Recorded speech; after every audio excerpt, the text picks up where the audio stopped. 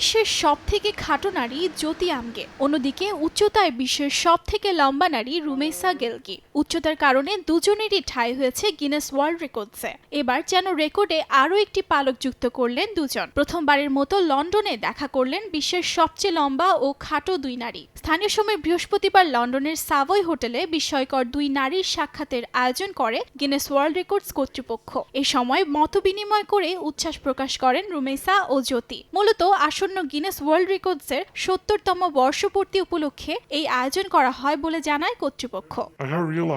আমার এবং জ্যোতির মধ্যে অনেক মিল আছে। আমরা নিজের সৌন্দর্য চর্চা করতে, মেকআপ করতে পছন্দ করি।